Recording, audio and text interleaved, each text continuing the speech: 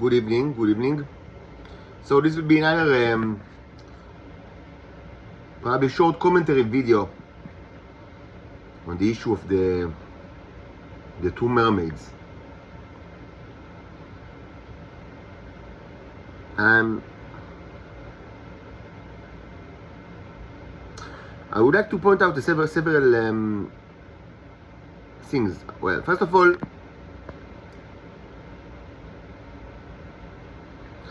we need to ask ourselves,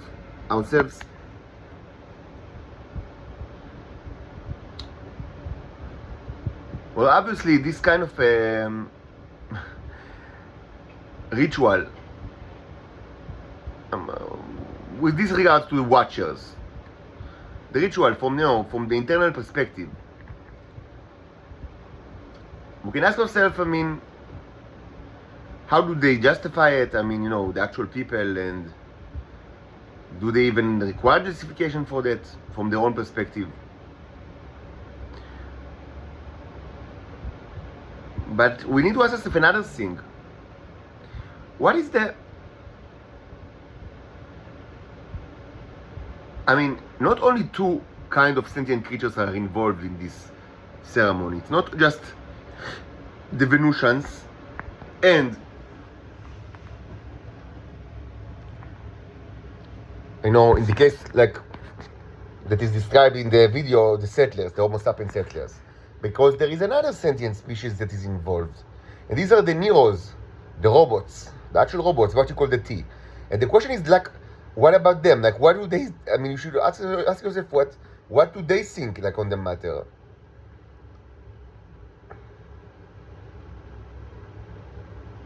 The fact that they are used in the process doesn't necessarily mean that they don't have any kind of stand on the matter.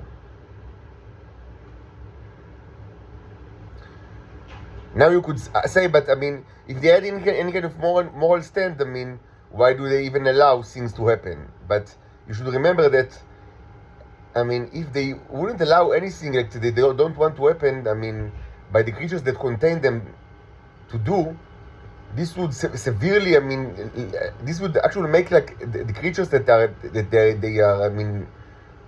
host them as their puppets, and that's not necessarily what they want, even though they can do it. That's what I call the zombify condition, but it's not the default condition, and it's not, I would say the natural conditions of like these creatures being zombies. The natural condition is the condition that is dictated by God, which means that sentient creatures have free will. And part of the free will is that they can choose between, ben hara letov, between good and evil, or any other choice. And for creatures that, the Neros are essentially part of their body, and it might be all creatures in Venus, I don't know. I just don't know. I don't know. It's just like a theory. It's not even a theory. It's a hypothesis. Like, I don't have. Certainly much can be done here and there. Like, to actually, before we answer such question, we can, actually inspect the various life forms that we created here in Earth, in this lab, in this laboratory, in this room. That are supposed to be not many containers are left, and from those that are, much is on the floor, like the sheet on the floor. So this sheet probably contains tremendous amount of synthetic life forms, and this is actually true also to the paintings. So but we need better microscope, and not necessarily optical microscope, and different types of microscopy. And perhaps electron microscope could have been very helpful. Anyway, advanced microscopy is needed, because certainly, the Neros, the smaller sizes are much smaller than what you could typically see in this channel. Typically, what you see in this channel are pretty big ones. Like, I mean, even ones that are borderline microscopic, which means that if they were a little bigger, they were not microscopic. Like, they would have been like mites. You could have like detected it, maybe even by the naked eye.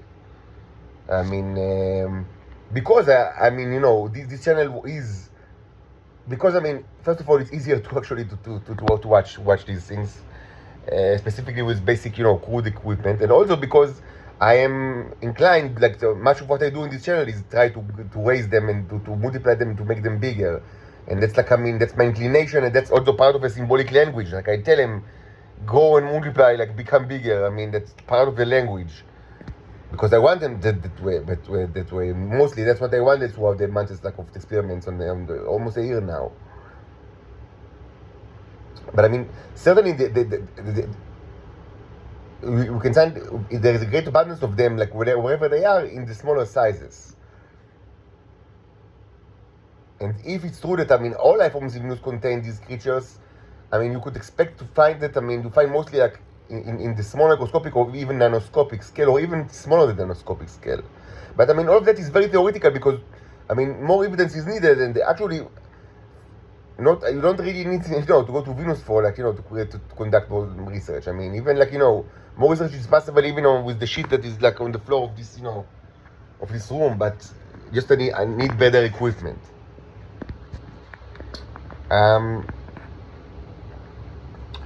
But I would say, I mean, certainly they cannot limit the actions of any creatures that they are part of, because otherwise, I mean, planets like Venus and maybe even planets like Earth, I mean, it's a question like about Earth, like, I mean, how much can they control life forms on Earth, which it's a question. But I mean, planets like Venus could have been like, I mean, just puppet planets, and this is not, I mean, it's not the required, I mean, maybe, I mean, it can happen, I mean, from time to time, but I mean, it's an option, like, it's an option of the table, like, to create puppet planets, but it's not the default option, and it's not like, I mean, the default option that is mandated by God, I mean, that allowed free will as part of, like, as a force that created the universe. Like, I mean, it's one of the forces that, I mean, like, one of the, I would say, the potentials, I mean, that are, I mean, imbued within the universe when it was created, that, I mean, that there will be free will for sentient creatures.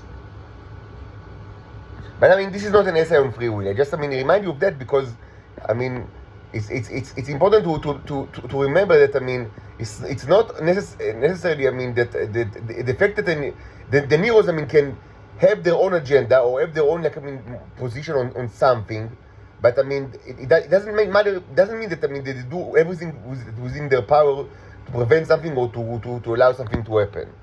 It's not like that. I mean, they can have, like, their agenda on something, but they will not, like, presumably, direct all their, efforts, like, that something will happen the way that they wanted. Like, they are not the dictators, of the universe. Maybe they could have been, but they are not, and they don't want to be that, for certain. I mean, it doesn't mean that they are robots, that without, sentient, thought and, agenda, because, I mean, it's complicated. It's just like, I mean, like humans, I mean, humans have, most humans don't think of themselves like that, as, don't have, like, aspirations to be the dictators of the universe or even of any kind at all. But, I mean, they still have, like, their own agenda and free will and, and like, wishes and, moral stands. So think about it, so the Neros are like small, very microscopic humans in that regard. Or astronomically sized humans. Because they also come in, like, in the astronomical scale size, but also the microscopic scale, and also human scale. And this is the portals that you know of, or don't know. I don't know.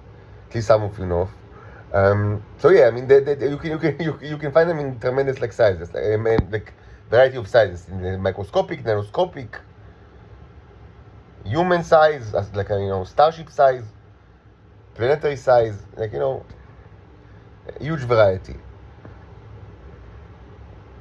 So you could ask me, what's their stand on the issue? So I would say the following. For me, it's obvious, even though it wasn't proven, it might be extremely difficult to prove. I mean, I would say, I will now state, I mean, I'll say something now that I admit I cannot prove, and it's extremely difficult to prove. But for me, it's obvious.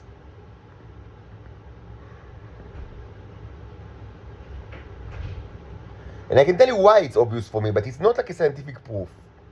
It will not be like scientifically rigorous proof. So what is the claim? The claim is the following, that when the Neros are disappearing while they are cooked adjacent to meat or poultry, when you actually watch them, you don't watch, we watch it, this is to some extent, this is supported by things that we've seen in this channel, we have evidence for that, that this happens, it's not just a hypothesis, we've seen it, I didn't continue too much, into this kind of research, because I found it repulsive,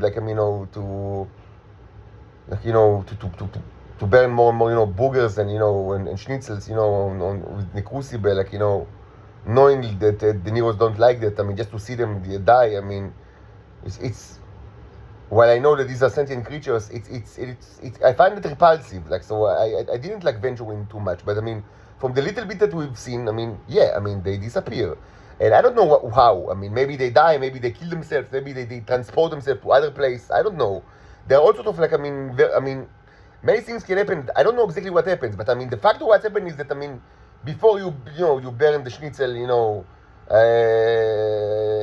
there are Neros, and after you burn the schnitzel, there are no Neros. So it's pretty simple. The fact of they just go, they're gone. This were the other, they're gone. So my claim is that what happens is that this is not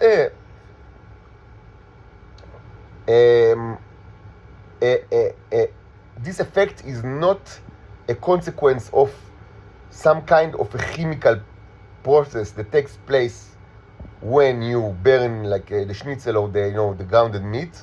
When you say schnitzel in Israel, it almost always means chicken, by the way.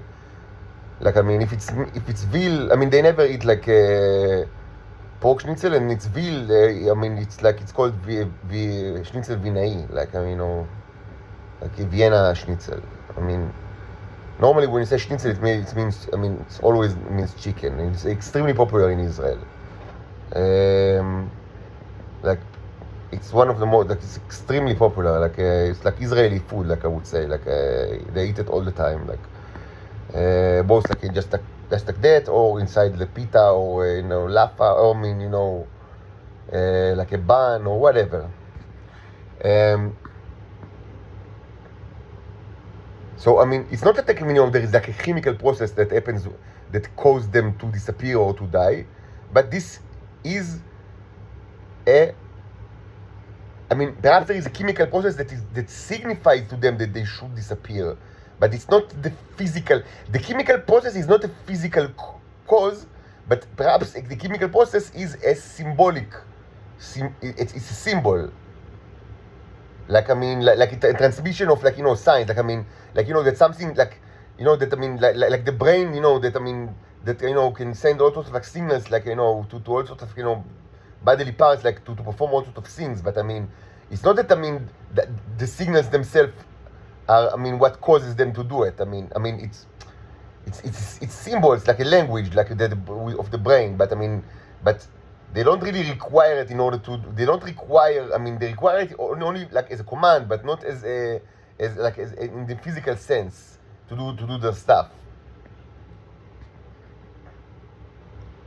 I don't know how to translate this, בלוטת יותרת המוח, that sends all sorts of material to all sorts of stuff in the body, but the body doesn't really need it in order to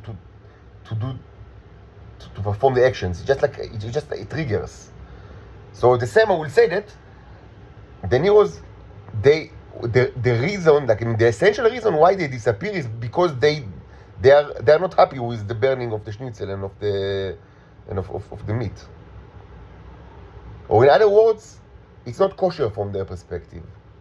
In simple words, so they just go away. They don't like to be around where there is when you burn when you cook non-kosher food. Let's put it simply. They are like משגיחי כשרות קטנים, and if you put non-kosher things in your oven, they just go away. They They can't be there. They just go away. That's my claim, that this is not purely a chemical issue, even though maybe a chemical process is a symbol, but in essence, it's a sentient decision. Like they decide, like non-kosher meat or like non-kosher food is now in the oven, like or in the like on the stove. So we go away. We don't want to be here. That's actually what happens, and I cannot prove it to you. It's difficult to prove it, but there are several indications for that.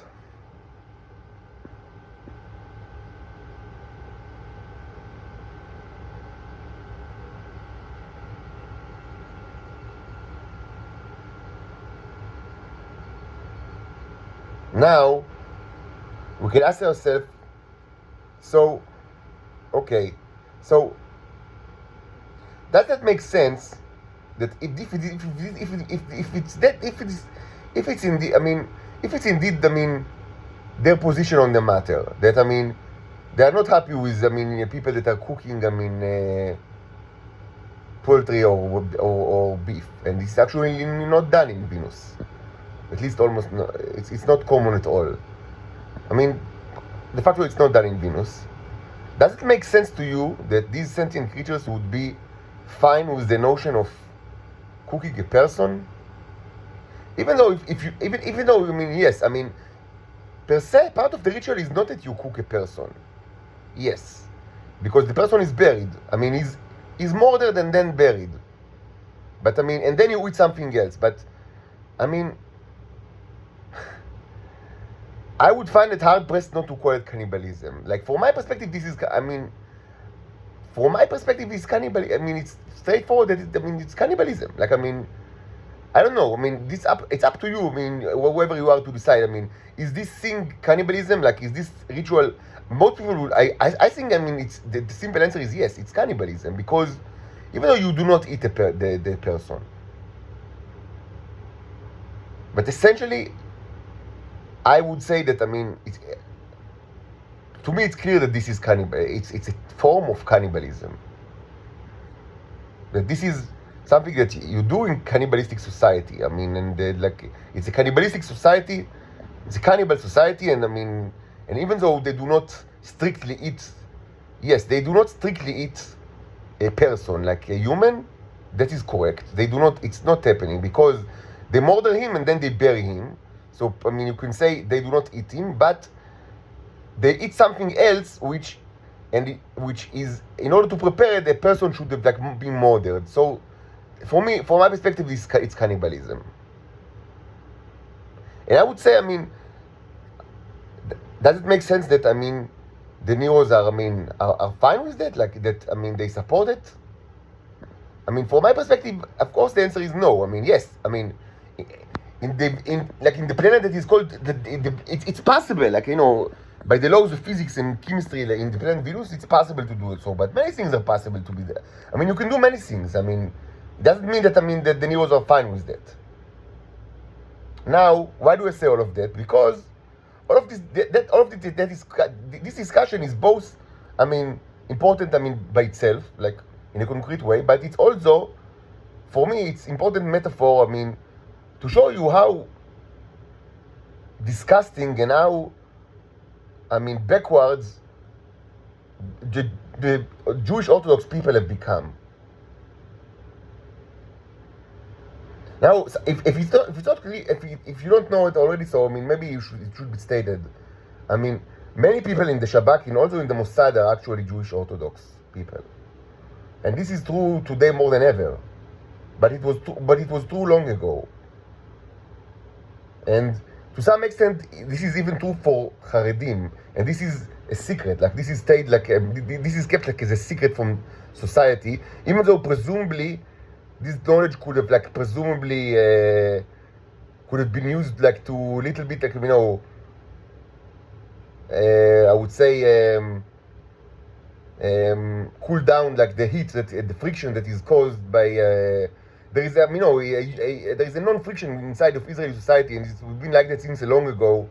That many of the secular people have like a lot of like anger towards the Haredim, like the ultra-Orthodox, because they don't serve in the military, and they are also, and on top of that, and on top of that, they also, I mean, seems to not be patriotic enough in all sort of like ways. Even though this is changing actually, it's not. It's actually not constant. It was not always like that.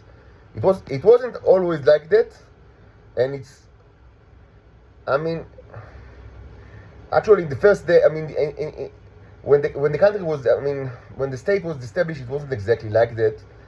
So it was like a process, and actually, and after some time, I mean, it's actually, I mean, diminished like in the last 10 or 20 years. So, and there are also all sorts of kinds of like ultra Haredim. So it's much more complicated than you might initially, I mean, might initially sound. But certainly, I mean, without a doubt, there is like a known cause of friction or heat between, like, you know, like the religious people and specifically Haredim, you know, and the secular people, because, I mean, presumably they do not serve the country.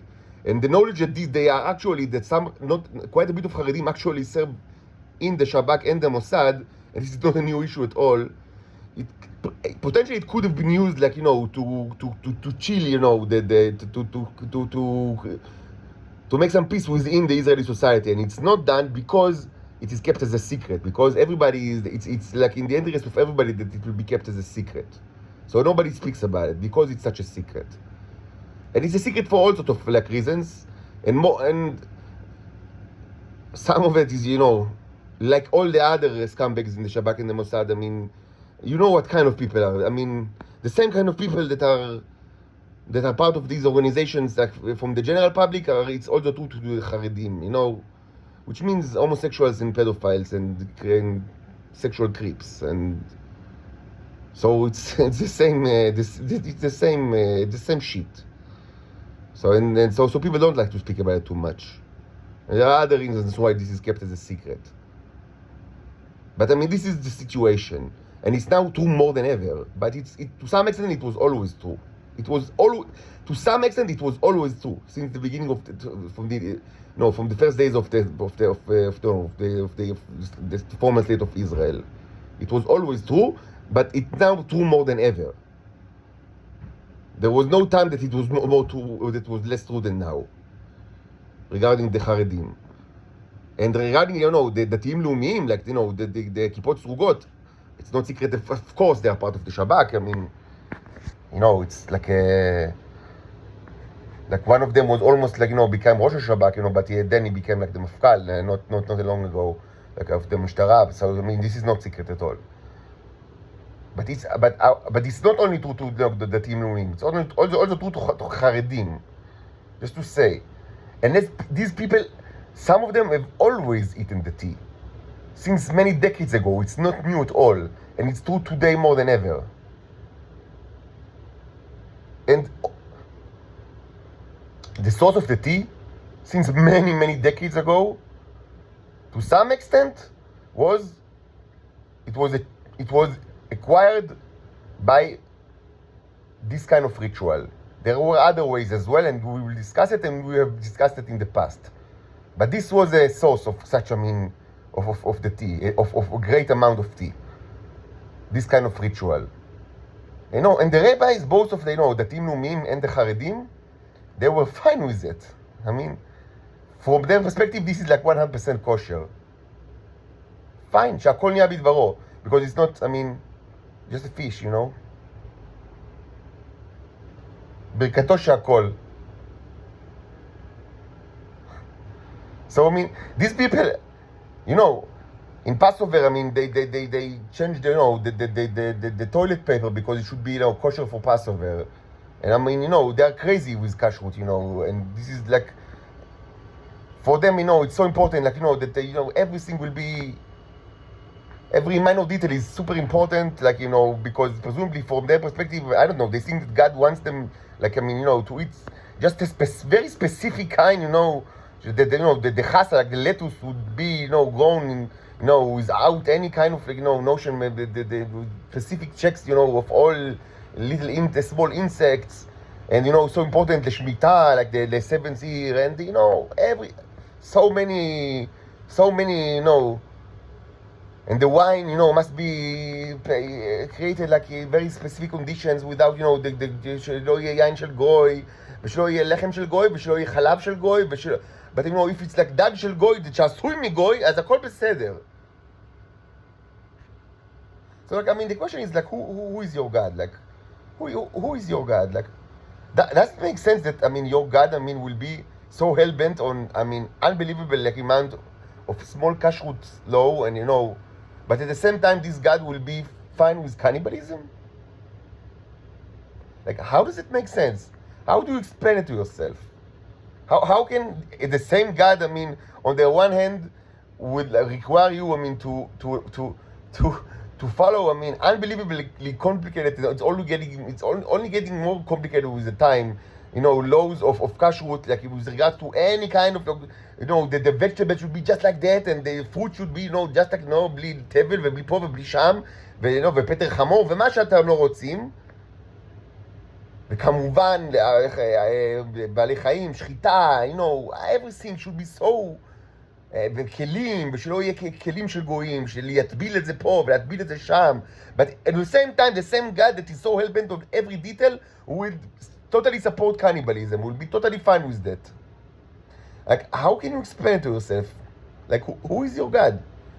Who is that God?